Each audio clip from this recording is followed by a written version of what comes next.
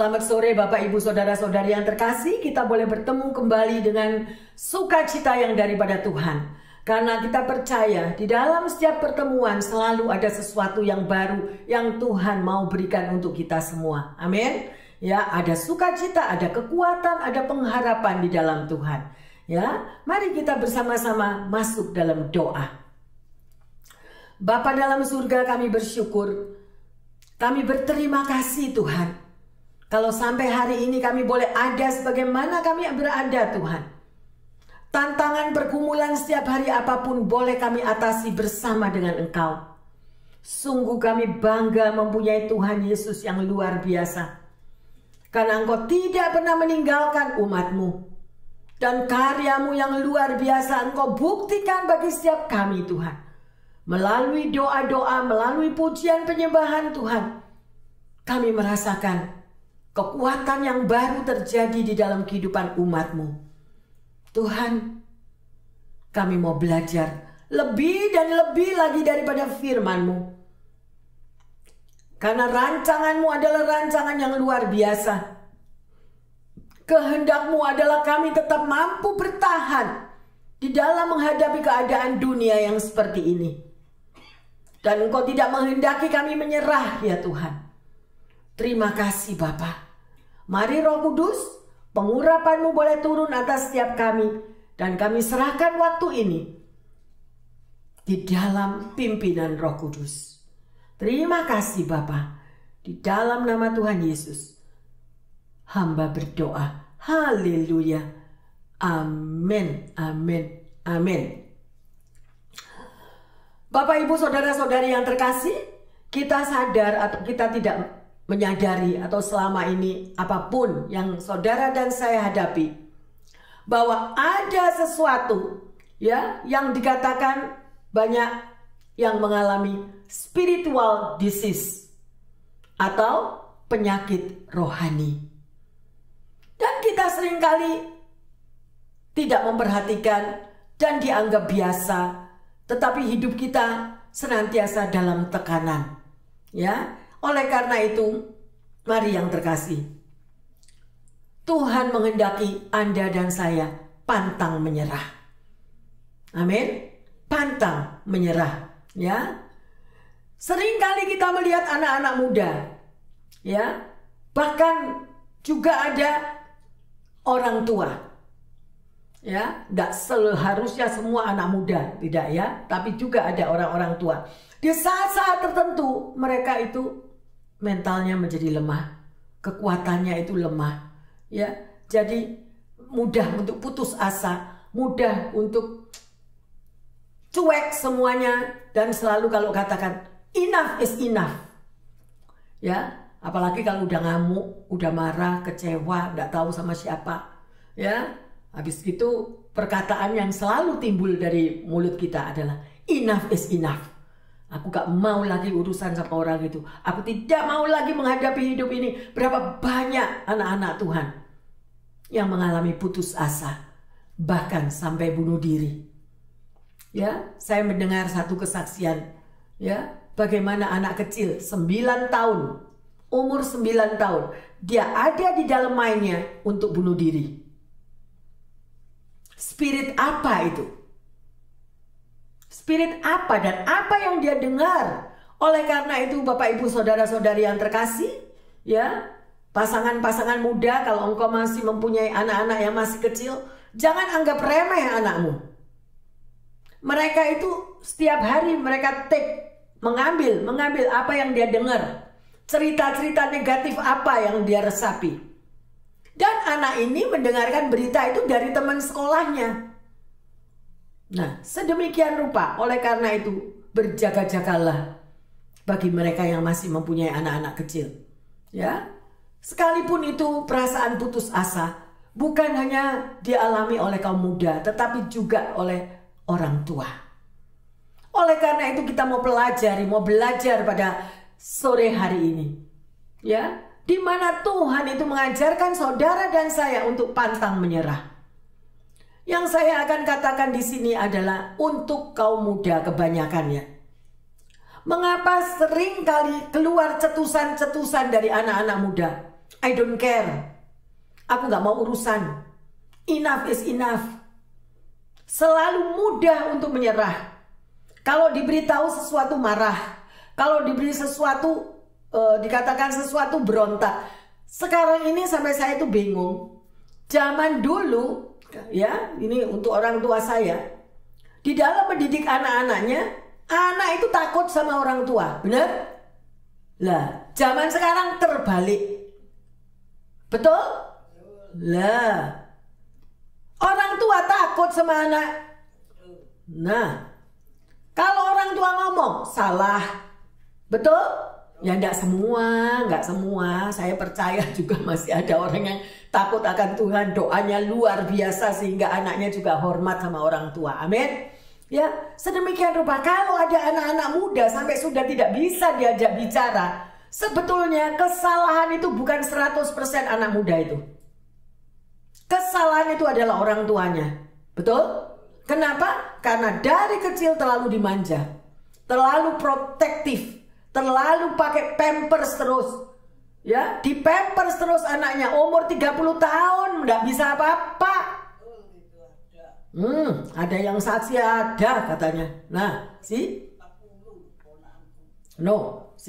ada yang umur 40 masih tidak bisa apa-apa. Aduh.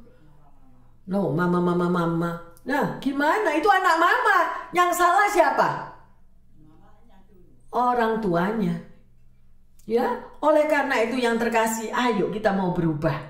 Bapak Ibu pendengar yang setia dimanapun Anda berada. Jangan kita dikit-dikit kita merasa anak yang salah, anak yang begini, anak yang begitu. Karena orang tua yang selalu terlalu protektif kepada anak-anaknya. Sehingga anak ini tidak bisa mandiri. Tidak boleh kerja, capek. Anak sudah umur 30 tahun jangan kerja. Kasihan, nanti kan capek. Loh. Lah terus gimana? Nanti masa depannya gimana? Ya, oleh karena itu ya, sedemikian rupa situasi ini benar-benar situasi yang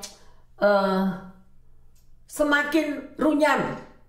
Ya, dan anak-anak atau banyak orang yang tidak mampu bertahan di dalam menghadapi masalah. Ya, dikit-dikit putus asa, dikit-dikit mau bunuh diri. Nah, saudara harus tahu, saya camkan di sini, perkataan bunuh diri itu bukan dari Tuhan. Itu spirit loh, itu roh, itu setan. Setan itu kalau ada hal-hal yang sedemikian rupa, ingatlah. Ya, bukan dari Tuhan, bukan didikan dari orang tua juga tidak mau anaknya bunuh diri ya. Tetapi kalau kita tidak mendidik anak kita itu mulai dari kecil untuk mereka tuh tahu Tuhan, di mana mereka ada masalah, mereka bisa lari kepada Tuhan. Amin. Ya, siapa yang mau menghadapi kesulitan? Sekarang saya tanya. Semua orang tidak mau menghadapi masa sulit, betul? Tapi justru Tuhan mendidik saudara dan saya untuk belajar mengatasi masa sulit. Karena disitulah pelajaran masa sulit itu akan membuat saudara dan saya menjadi kuat. Menjadi orang yang tabah, menjadi orang yang tidak mudah menyerah. Ya, ada satu keluarga yang terkasih. Anaknya cuma satu, tunggal. Karena terjadi satu percekcokan satu dengan yang lain, akhirnya si anak ini meninggalkan orang tuanya. Natal tidak ada kabar, tahun baru tidak ada kabar, Father's Day tidak ada kabar, Mother's Day tidak tahu di mana. Orang tua berusaha untuk mengajak kembali juga tidak ada jawaban. Akhirnya dilibatkanlah sang pendeta, ya. Dan pendeta bertanya kepada orang tuanya, "Kamu tidak menghubungi anakmu?" Gitu. "Sudah," dia bilang. "Kenapa kamu tidak menghubungi lagi?" "Pak Pendeta, buat apa? Anak yang sudah seperti itu tidak usah diurus. Ya, buat apa? Sudah tidak ada di dalam pikiran kita. Dia mau buang kita orang tua, ya sudah sedemikian." Si anak yang dihubungi pendeta, si anak juga menjawab, "Buat apa saya harus ngomong sama orang tuaku? Cuma wasting time.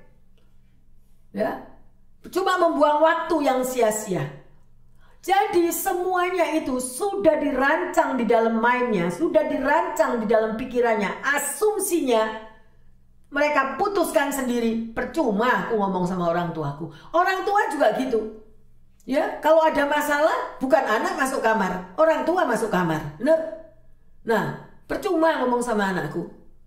Anakku sudah tidak bisa diajak bicara. Itu bukan kesalahan daripada si anak, tetapi bagaimana engkau mendidik anakmu pada waktu mereka masih kecil-kecil dan waktu mereka growing up. Pampers terus. One day orang tua tidak ada, anak ini tidak bisa hidup. Betul? Ya, itulah. Makanya kita harus berjuang, kita harus tahu berdiri. Firman Tuhan itu adalah jawaban dari setiap kita. Yang terkasih, kalau Anda berani dibaptis, saya katakan ya. Kalau Anda sudah mengaku sebagai orang Kristen, saya menghimbau kembali untuk Anda membaca surat cintanya daripada Tuhan Yesus. Bacalah Kisah Para Rasul. Sebelum engkau mengambil tindakan, aku mau melayani Tuhan. Aku mau hidupku kuserahkan kepada Tuhan. Belajar dulu dari Kisah Para Rasul. Sanggup enggak? Jangan cuma ngomong ketang no have bone. Sorry. Karena lidah itu enggak bertulang.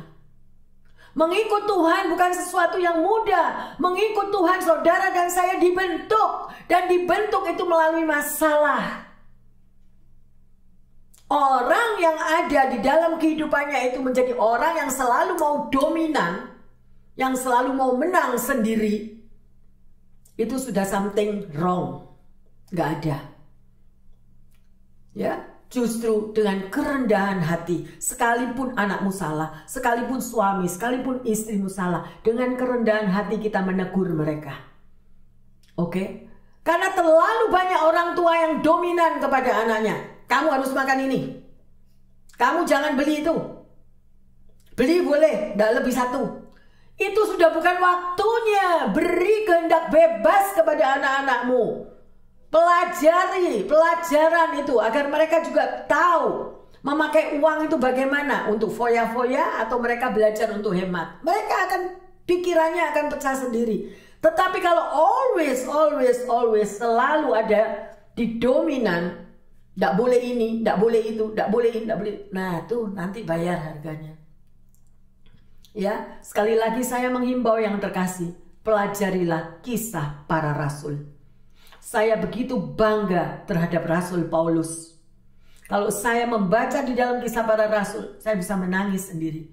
Bagaimana Rasul Paulus itu dididik sedemikian rupa dari seorang pembunuh pengikut Kristus yang dulunya namanya Saul. Akhirnya dia bisa menjadi Paulus. Kenapa? Ikuti. Setelah dia tahu, dia ditebus, dia dibayar, dia diselamatkan. Bukannya Paulus perbuatannya lebih jelek lagi. No. Dia korbankan hidupnya, dia berikan dirinya. Saudara pelajari di situ dan saya tantang Anda. Sudahkah Anda mengalami 1 senti aja dari perjalanan Rasul Paulus? Jangan menjadi orang Kristen karbitan. Sorry, saya harus katakan. Orang Kristen yang karbitan, dikit-dikit ngek, dikit-dikit nyerah, dikit-dikit orang tua salah, dikit-dikit pendeta salah, dikit-dikit suami atau istri yang salah. Pelajarilah kehidupan kekristenanmu. Pelajari kisah daripada para rasul. Bagaimana Rasul Paulus pelayanan dari satu kota ke kota yang lain. Berpindah-pindah tempat, menghadapi tantangan, menghadapi luar biasa, masuk penjara segala macam. Kalau Anda menjadi anak Tuhan, ready nggak seperti Rasul Paulus? Pertanyaannya. Kalau Anda ready, it's okay. Just be silent. Jangan nyap terus ngomongnya Tuhan gak fair, Tuhan gak adil, Tuhan gak bener loh. Yang jadi Tuhan tuh siapa yang terkasih? Oleh karena itu kita belajar hari ini ya. Biarlah kisah para rasul itu seandainya sepulang Anda dari tempat ini, baca malam nanti. Pelajari kisah para rasul itu. Saya gak bisa lepas, gak bosen saya melihat perjalanan daripada kisah para rasul. Ya, panjang ceritanya, tapi itu menggugah hati saya terutama. Ya, dan hari ini Tuhan memberikan tema khotbah pantang menyerah. Seperti Rasul Paulus pantang menyerah. Seperti Ayub pantang menyerah. Ada orang rugi, duitnya dimakan orang sedikit, udah kita klepek. Lah kalau Ayub, anaknya semua amblas, duitnya amblas, kedudukannya amblas, sampai dia menjadi homeless. Sedemikian rupa. Kalau nggak tahu pada waktu si pendeta bicara, kita cuma mangap. Karena apa? Karena nggak pernah baca firman yang terkasih. Firman itu adalah cermin kehidupanmu dan kehidupanku. Supaya kita jadi orang Kristen yang kuat. Ya, ayo kita pelajari apa ini? Pantang menyerah. Kita baca bersama-sama. Yaitu di dalam Kisah Para Rasul 20 ayat yang 24. Tetapi aku tidak menghiraukan nyawaku sedikit pun, asal saja aku dapat mencapai garis akhir dan menyelesaikan pelayanan yang ditugaskan oleh Tuhan Yesus kepadaku untuk memberi kesaksian tentang Injil kasih karunia Allah. Haleluya. Saudara, baca lagi. Ya. Apakah saudara sudah mengikuti jejak daripada Rasul Paulus ini? Ya. Dia tidak lagi menghiraukan nyawanya, tidak menghiraukan hidupnya. Ya, sedemikian rupa. Luar biasa yang terkasih. Saya menghimbau jangan sekali-kali menyerah. Amin. Ya, mengapa ini sangat penting? Orang yang sukses tidak pernah menyerah. Ya. Orang yang selalu menyerah tidak pernah sukses. Ya, dikit-dikit ngambek, dikit-dikit nyalain orang. Gak pernah sukses hidupnya. Udah taruhan berapa lah. Ya, itu yang Tuhan mau. Ya, seorang pemenang karena dia tidak pernah menyerah. Tuhan mau saudara dan saya saat ini, ayo nak, jangan pernah menyerah. Ada aku. Harus engkau jalan maybe di lembah-lembah kekelaman. Yesaya 43, 1-3 baca. Sekalipun engkau berjalan melalui air, sekalipun engkau berjalan melalui api, Tuhan tetap ada yang terkasih. Kenapa sih? Kok kita itu tidak punya hati antusias kepada Tuhan? Mencintai Tuhan itu berkobar-kobar sedemikian rupa. Cintanya Tuhan itu luar biasa. Kalau pada waktu saudara menghadapi masalah, kemudian saudara melihat bagaimana Yesus yang menjadi manusia sampai di Kalvari, sedemikian ditelanjangi, ya, dimahkotai duri sedemikian rupa, dia lakukan untuk Anda dan saya selamat. Masa kita ini tidak punya hati sedikit aja untuk cinta Tuhan, untuk mau berdoa, untuk membaca firman Tuhan, karena itu bekal hidupmu. Saudara dan saya tidak akan pernah kuat kalau engkau tidak mempunyai hubungan intimasi dengan Tuhan. Kalau kita tidak memiliki hubungan pribadi dengan kuat dengan Tuhan, kita selalu akan jatuh.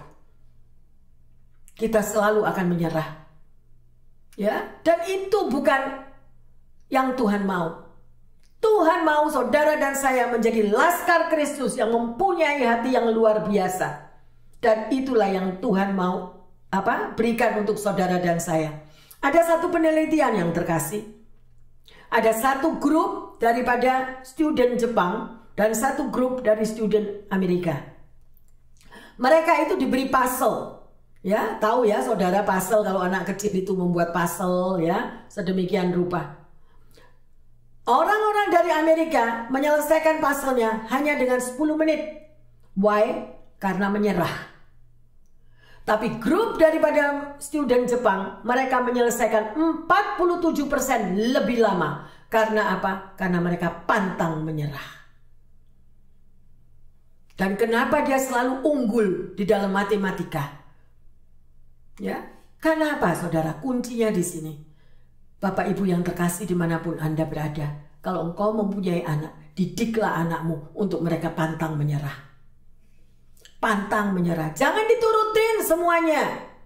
Kasihan Bu Pendeta, kasihan anak saya. Karena saya punya duit kok, minta apa ya saya kasih. Ya karepmu. Ya nanti bayarnya, tanggung sendiri. Ya ini yang diajarkan oleh firman Tuhan. Ya, Student daripada Jepang itu bukan karena IQ yang tinggi, bukan karena jinnya yang bagus, bukan. Tetapi karena mereka punya semangat yang luar biasa, pantang menyerah. Seperti tadi pada waktu kita memuji menyembah, kita lihat bola-bola api turun. Karena apa? Karena Tuhan mau hatimu dan hatiku terus terbakar untuk Dia. Terus berkobar-kobar untuk Dia. Saudara, jangan bingung masalah yang ada di bumi ini loh. Bingung masalah nggak makan, bingung masalah nggak dapat pensiun, bingung masalah nggak dapat segala macam. Me, I, mine. Aku yang mesti diperhatiin, pastor.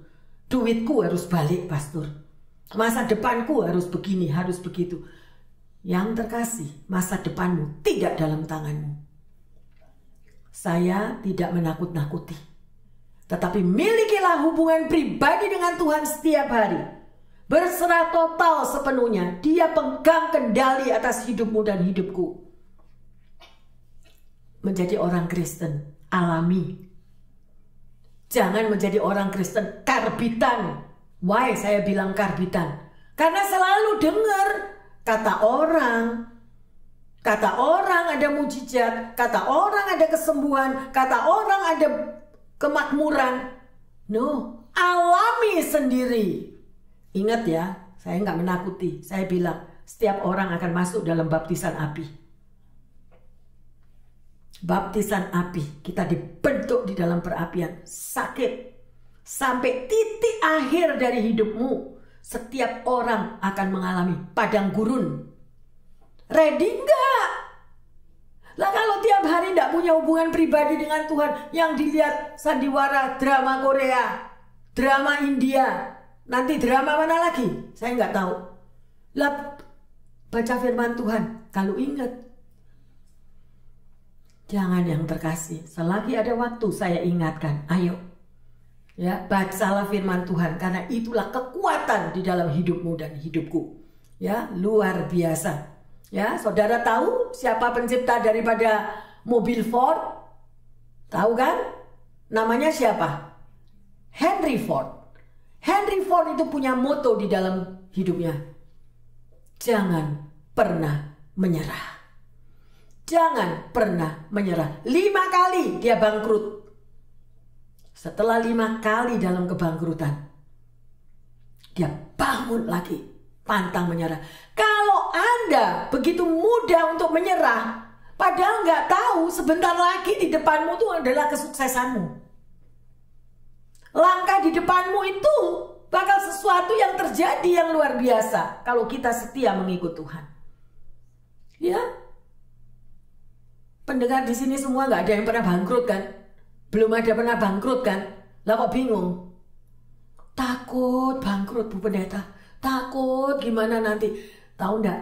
Ya, makanya kalau orang Kristen karbitan, sorry saya katakan lagi. Karena itu sungguh mengena di hati saya. Karena banyak orang konseling, banyak yang menjerit. Karena apa? Hosea 4 ayat 6. Umatku binasa karena tidak mengenal kebenaran-kebenaranku. Jangan tidak ngerti firman, tidak ngerti dan tidak mau mengalami. Yang dialami dengar kesaksian. Oh, tetanggamu dapat mujizat ini. Luar biasa ya. Oh, tetanggaku dapat begini. Wah, luar biasa. Lah dirinya sendiri dapat apa? Lah, gak dapat apa-apa. Rugi kan? Alamilah bersama Tuhan. Kalau Anda menjadi anak Tuhan, mengaku sebagai anak Tuhan, Anda harus mengalami mujizat. Pasti mujizat itu ada.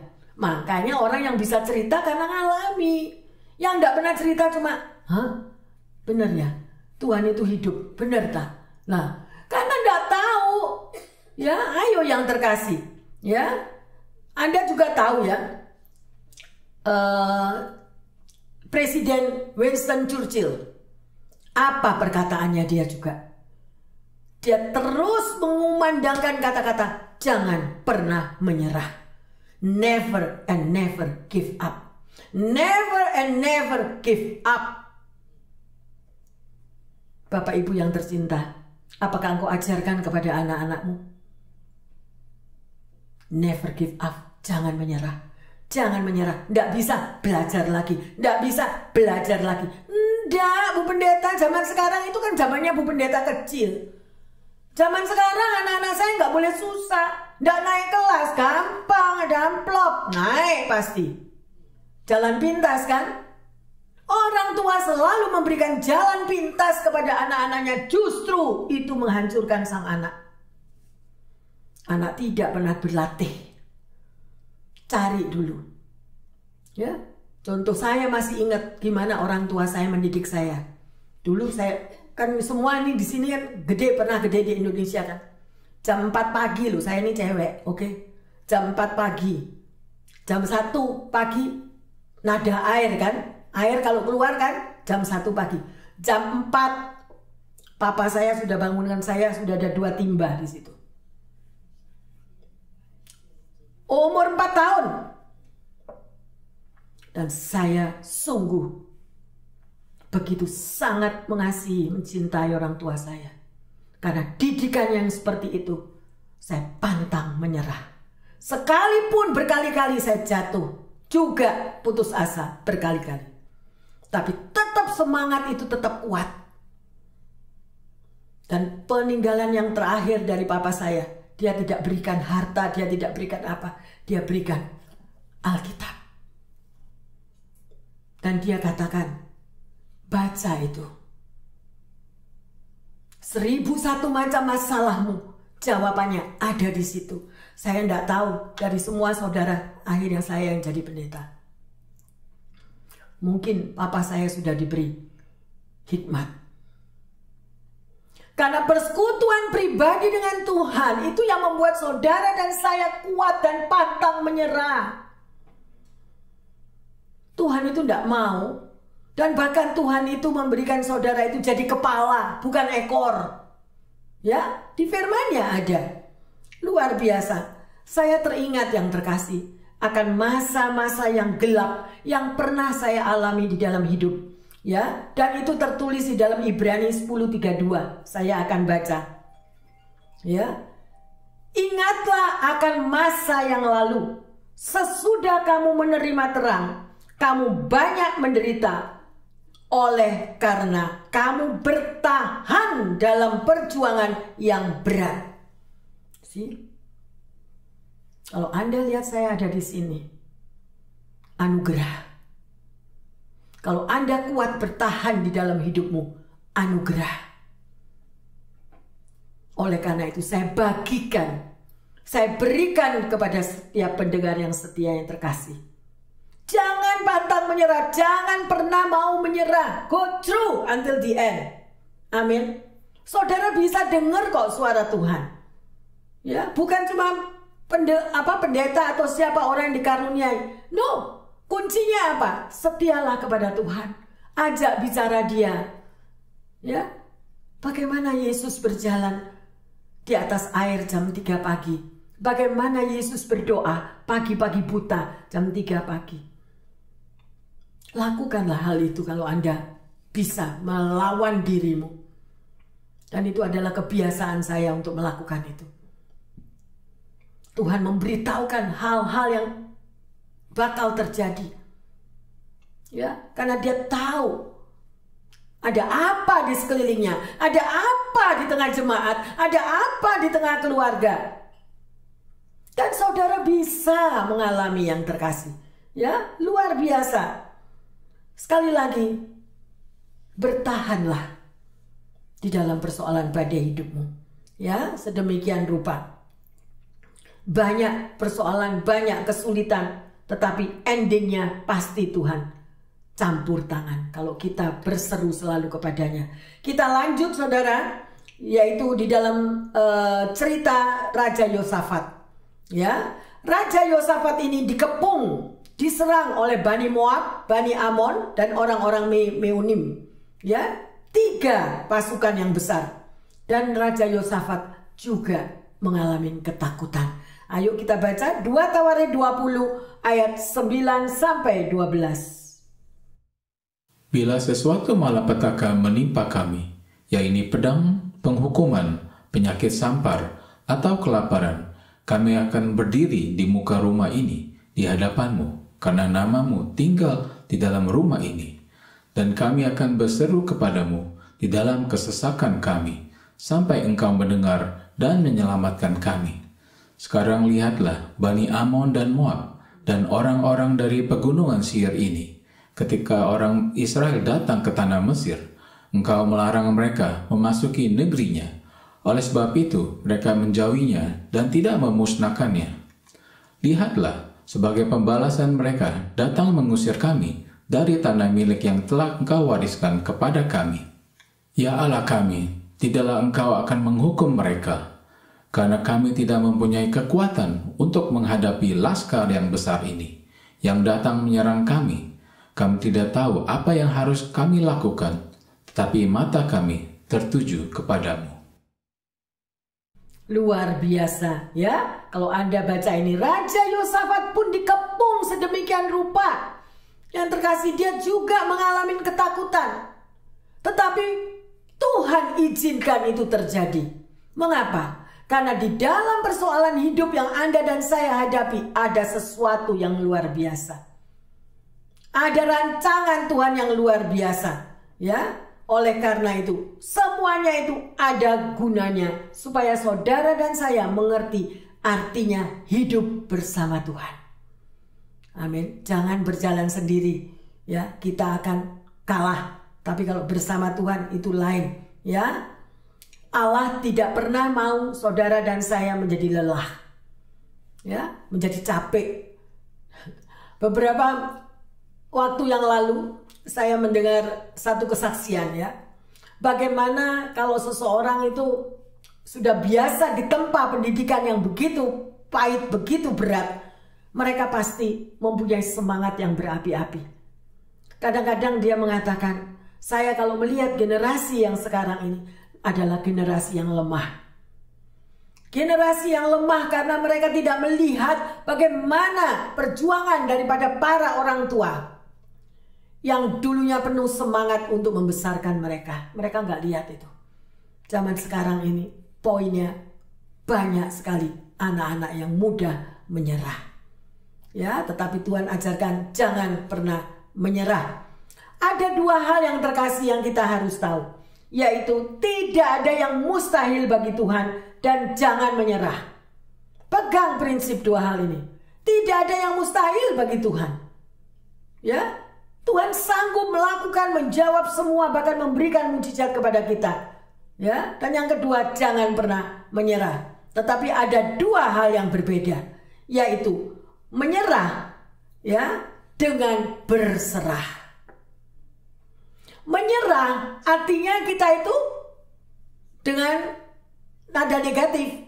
Menyerahlah, dah mau diapain lagi? Nggak bisa ya nggak bisa, mau diapain lagi? Nah, sedemikian. Jadi menyerah dengan keadaan. Tetapi berserah, kita percaya, berserah kepada Tuhan, maka Tuhan akan bela di dalam persoalan saudara dan saya. Amin. Ya. Jadi bagaimana kita bisa tidak mudah menyerah yang terkasih? Kita lanjut membaca di dalam 2 Tawarik 20 ayat yang kedua.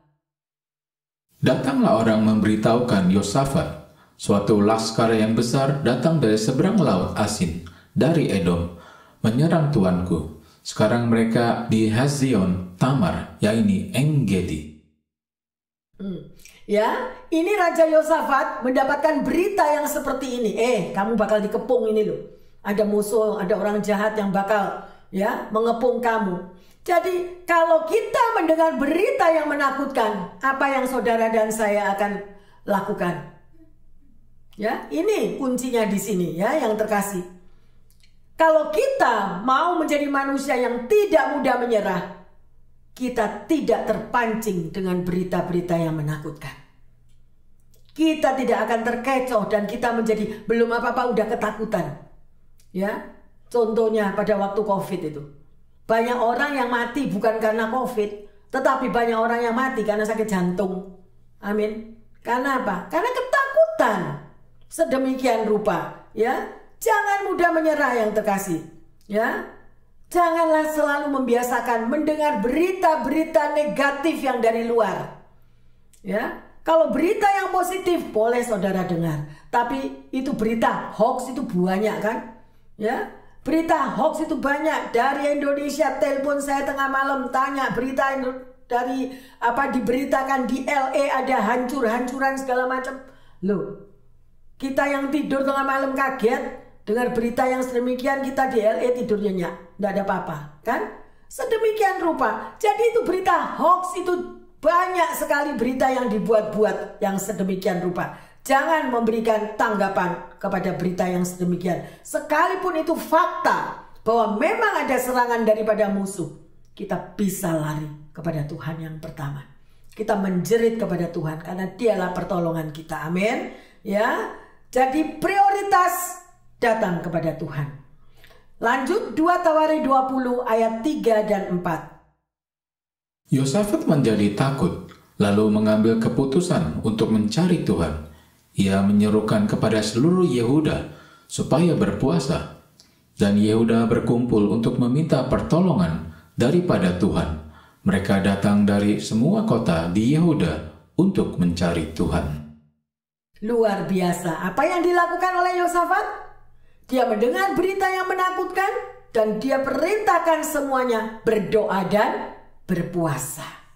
Nah, di situ pertolongan yang tidak dapat dilihat oleh mata, dan itu benar-benar terjadi loh. Yang terkasih, karena saudara dan saya mempunyai Tuhan yang hidup. Dia mendengar tangisanmu, dia mendengar ceritamu. Ya, oleh karena itu hati-hati kalau berbicara. Jangan lagi kita melihat, menangisi masalah, tetapi kita rubah masalah menjadi berkat. Bagaimana kita merubah masalah menjadi berkat? Kita rombak dengan kata-kata iman kita. Terima kasih Tuhan untuk masalah itu. Engkau akan membuat mujizat. Mujizatmu tetap ada dahulu, sekarang, sampai selama-lamanya. Jadi kita juga tetap punya semangat.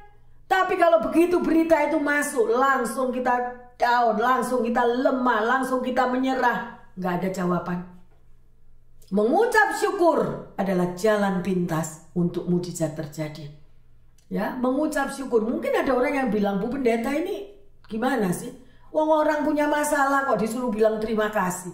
No, itu kalau Anda berbicara dengan Tuhan. Karena apa kalau Anda dikatakan bisa mengucap syukur? Yeremia 29:11-13 mengatakan, ya, aku tahu akan masa depanmu, bukan rancangan kecelakaan, tapi rancangan hari depan yang gilang gemilang. Lah kok bukan itu yang diomong? Ngomong itu, terima kasih Tuhan, mungkin saat ini aku dalam masalah, tapi aku percaya masa depan anakku, masa depan keluargaku gilang gemilang dalam tanganmu. Amin. Ya, sedemikian rupa yang terkasih. Jangan terpancing oleh berita-berita yang tidak benar. Ya, luar biasa. Jangan putus asa untuk kita mau selalu mencari Tuhan. Lanjut di dalam 2 Tawarik 20 ayat 9. Bila sesuatu malapetaka menimpa kami, yaitu pedang, penghukuman, penyakit sampar, atau kelaparan, kami akan berdiri di muka rumah ini di hadapanmu, karena namamu tinggal di dalam rumah ini. Dan kami akan berseru kepadamu di dalam kesesakan kami, sampai engkau mendengar dan menyelamatkan kami. Mau praktek ayat ini? Tulis, taruh di samping tempat tidurmu. Baca bangun pagi sudah kelihatan ayat ini. Ya, di situ jawabannya terjadi. Kemana kita cari pertolongan? Langsung kepada Tuhan. Amin. Karena Tuhan kita itu lebih dahsyat daripada kemampuan manusia. Tuhan itu tidak tertarik, ya saudara, untuk menyelesaikan masalahmu. Enggak. Tuhan enggak tertarik untuk menyelesaikan masalah kita. Tetapi Tuhan tertarik kepada dirimu sendiri, kepada pribadi kita, kepada hati kita. Gimana pada waktu kita mengalami masalah, itu Tuhan tertarik kepada kita. Hati kita gimana? Hati kita menangis, sedih, marah, masalah lagi. Atau kita katakan, terima kasih Tuhan, masalah ini akan jadi berkat buat aku. Masalah ini aku akan menerima mujizat. Bisa nggak ngomong gitu? Praktek lah ini loh. Ini anak Tuhan yang sungguh-sungguh mengalami persekutuan pribadi dengan Tuhan. Tahu karakter Tuhan, tahu karakter Bapaknya. Dia adalah seorang penolong, dia seorang pembuat mujizat, dia adalah Allah yang dahsyat. Mana? Ngaku Kristen 70 tahun, baca firman tidak tahu. Tangga depan musuhnya, tangga belakang musuhnya, Tangga kiri musuhnya, tangga kanan musuhnya, semua dimusuhi, dia tok yang benar. Lah ini Kristen apa? Ada atau ada? Ada. Ya, yang terkasih, dari buah-buahnya kita ini tahu siapa orang itu. Amin. Haleluya, luar biasa. Fokus kepada Yesus. Masalah apapun yang terjadi, fokus kepada Yesus. Filipi 1:27 dan 28. Hanya hendaklah hidupmu berpadan dengan Injil Kristus, supaya apabila aku datang, aku melihat, dan apabila aku tidak datang, aku mendengar, bahwa kamu teguh berdiri dalam satu roh, dan sehati sejiwa, berjuang untuk iman yang timbul dari berita Injil, dengan tiada digentarkan sedikitpun oleh lawanmu. Bagi mereka semuanya itu adalah tanda kebinasaan, tetapi bagi kamu tanda keselamatan, dan itu datangnya dari Allah. Amin. Camkan ayat ini yang terkasih. Semua itu sudah ada rambu-rambunya. Ya, luar biasa, kita sudah diberitahu setiap hari punyanya Tuhan. Setiap perkataan juga perkataan Tuhan. Setiap pikiran juga pikiran dari Tuhan. Jadi jangan pikir yang gak karu-karuan. Amin. Ya, supaya kita tetap kuat bertahan, gak jatuh. Ya, luar biasa. Rancangan Tuhan dalam hidup saudara dan saya adalah keselamatan. Ya, oleh karena itu jangan pernah mau menyerah. Ya, ada seorang penginjil di dalam abad yang ke-17. Dia bernama George Whitefield. Dia telah membangkitkan kegerakan di Inggris dari koloni-koloni di Amerika. Pada tahun 1740, Whitefield pergi ke Amerika untuk melakukan pelayanan penginjilan. Dan di sana dia sering dan dikatakan serta dikenal sebagai Great Awakening. Dengan konsisten, ya, dan pantang menyerah, ia telah berkhotbah sebanyak 18.000 kali selama hidupnya dengan beberapa judul khotbah yang sangat menguatkan. Ya, sedemikian rupa dia melakukan 15 kali perjalanan dari Inggris, juga pergi ke Skotlandia. Ya, dia seorang penginjil yang mempunyai kekuatan yang luar biasa di dalam pelayanannya dan mempunyai hati yang terbeban untuk keselamatan orang lain. Dia selalu berjalan dengan kuasa Allah, selalu dia diliputi oleh mujizat Tuhan. Ya, Bapak Ibu yang terkasih, cara yang paling efisien untuk berjalan di dalam kuasa Allah adalah menjadi pemberita Injil. Apa yang saudara sudah diselamatkan, selamatkanlah juga orang lain dengan konsisten. Ya, kalau diri kita sendiri aja masih menjadi orang Kristen yang Senin Kemis, artinya kalau hari ini ingat aku orang Kristen, oh iya aku orang Kristen, aku harus berbuat seperti orang Kristen. Nanti hari lain sudah menjadi orang lain lagi. Sumpah serapah kebun binatang keluar semua. Lah itu orang Kristennya mana? Lah itu kan jadi orang lain yang lihat, jadi batu sandungan, betul? Takut jadi orang Kristen. Lu itu orang Kristen kok sumpah serapah kebun binatang, kan sama aja loh, ya. Jangan sampai hal itu terjadi yang terkasih. Ya, semangat senantiasa lakukan apa yang dikatakan firman Tuhan dan pantang menyerah. Saudara mungkin ingat pada waktu saya cerita, ada seorang teman yang pagi-pagi mengirimkan broadcast message, ya. Dia mengirimkan pesannya dari salah satu media. Ya, dia katakan, jika salah, perbaiki. Jika gagal, coba lagi.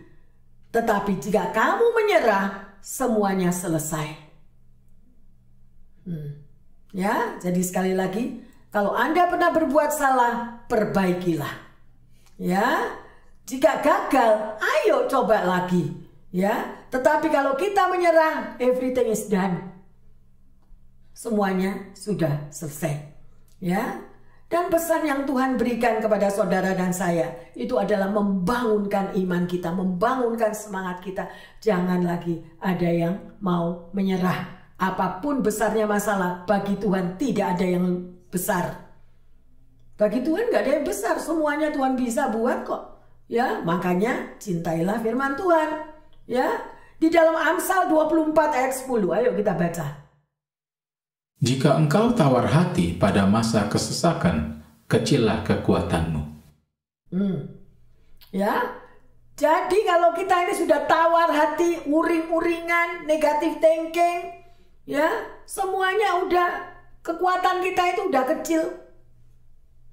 Ya, sedemikian rupa. Oleh karena itu jangan sampai kita itu mau dihanyutkan oleh masalah yang sedemikian rupa. Berjuanglah dengan kekuatan yang dari Tuhan. Oleh karena itu saya selalu menghimbau, jangan turun dari tempat tidurmu sebelum engkau berdoa. Ya, dan jangan keluar dari rumahmu tanpa doa. Lakukan hal itu. Kalau kita bisa melakukan hal itu, penyertaan Tuhan selalu menyertai hidup saudara dan saya. Ya, sekali lagi Allah kita adalah Allah yang luar biasa. Ya, kita sudah belajar pada hari ini, ya, bagaimana Tuhan mengizinkan, Tuhan menghendaki supaya saudara pantang menyerah. Ya, pertanyaannya, mengapa sebagai anak Tuhan saudara dan saya tidak boleh menyerah saat menghadapi tantangan hidup? Kenapa? Ya, apa yang perlu kita lakukan agar kita keluar dari masalah pada waktu kita menghadapi bertubi-tubi tantangan? Bagaimana cara kita keluarnya? Ya, selidiki, sekali lagi, cintailah firman Tuhan, dan sebagai ayat emas, Ulangan 31 ayat yang ke-6. Kuatkan dan teguhkanlah hatimu, janganlah takut dan janganlah gentar karena mereka, sebab Tuhan Allahmu. Dialah yang berjalan menyertai engkau. Ia tidak akan membiarkan engkau dan tidak akan meninggalkan engkau. Amin. Saudara mau tulis ini? Ya, tulis ini di kertas yang kecil. Taruh lagi di mejamu belajar, atau di meja, atau di sebelah tempat tidur. Ya, Tuhan mau setiap hari kita ini kuat dan teguh. Ya, jangan takut, jangan gemetar. Ya, sebab Tuhan Allah menyertai hidup saudara dan saya. Haleluya. Dan tidak pernah membiarkan saudara berjalan sendiri. Tuhan memakai masalah itu untuk memanggil saudara dan saya lebih dekat. Ya, lebih dekat lagi kepada Tuhan. Sekali lagi, mintalah kekuatan dan hikmat daripada Tuhan yang terkasih saat masalah terjadi di dalam hidup kita. Ya, dan Tuhan itu tidak pilih kasih. Ya, semua orang pernah ngadepi masalah. Nggak ada cuma masalah itu buat kamu aja yang alami masalah. Enggak. Semua orang mengalami masalah. Amin. Ya, luar biasa. Oleh karena itu, alamilah lawatan Yesus. Alamilah lawatan Roh Kudus dengan bergaul karib setiap hari dengan Dia. Maka kita akan melihat saudara dan saya akan tetap kuat, pantang menyerah dan melihat kemuliaan Allah dinyatakan di dalam hidup saudara dan saya. Amin. Hari ini kita sudah pelajari bagaimana hidup pantang menyerah. Mari Bapak Ibu Saudara-saudari yang terkasih dimanapun Anda berada, kita mau membuka hati, kita mau menyembah. Ya, segala perkara dapat kutanggung di dalam Tuhan. Mari kita bangkit berdiri.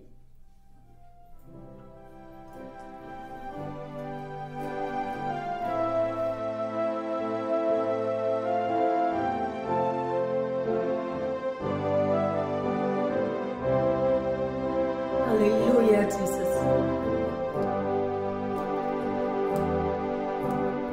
Penolong yang selalu setia, memenuhi keperluanku. Biarlah kata-kata dari lagu ini menjadi doa bagi setiap kita. Yang mengecewakan.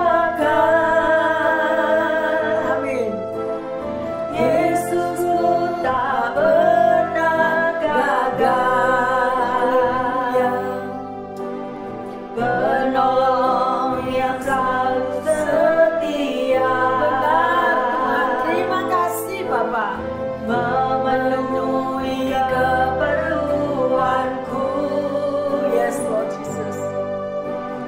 Tak pernah yang mengecewakan.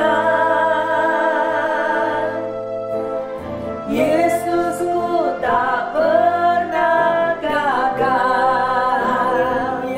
Segala perkara dapat ku tanggung di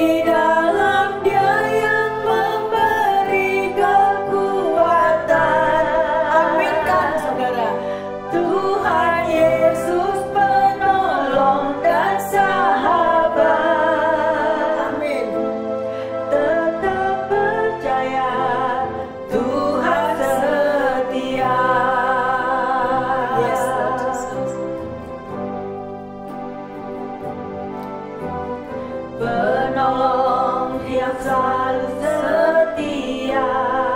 Bapak, Ibu, saudara-saudari yang terkasih dimanapun Anda berada, biarlah lagu ini menjadi doa bagi setiap kita. Kita imani kata-kata lagu ini. Tidak ada penolong yang lain yang lebih daripada pertolongan daripada Yesus. Dia sungguh ajaib. Dia sangat mengasihi kita semuanya. Pernah gagal. Amin, amin, amin. Segala perkara dapat ku tanggung. Katakan terima kasih Tuhan. Di dalam Dia yang memberi kekuatan. Amin. Tuhan Yesus penolong dan sahabat. Terima kasih Tuhan. Tetap percaya Tuhan setia. Segala perkara dapat ku tanggung. Amin. Di dalam Dia yang memberi kekuatan. Terima kasih Tuhan. Tuhan Yesus penolong dan sahabat. Benar Tuhan. Tetap percaya Tuhan setia. Katakan sekali lagi, segala perkara dapat ku tanggung. Terima kasih Bapak. Terima kasih Tuhan. Engkau restorasi dimanapun anak-anakmu berada. Pendengar-pendengar yang tercinta Tuhan. Pendengar yang terkasih Tuhan. Di rumah-rumah mereka Tuhan. Engkau lawati. Engkau lawati dan lawati selalu Bapak. Tetap percaya Tuhan setia. Sekali lagi dengan iman. Segala perkara dapat ku tanggung. Benar Tuhan.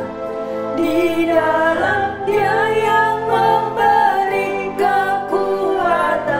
Thank you Lord. Tuhan Yesus penolong dan sahabat. Terima kasih Bapak. Tetap percaya Tuhan setia. Tetap percaya. Tetap percaya Tuhan setia. Tetap percaya.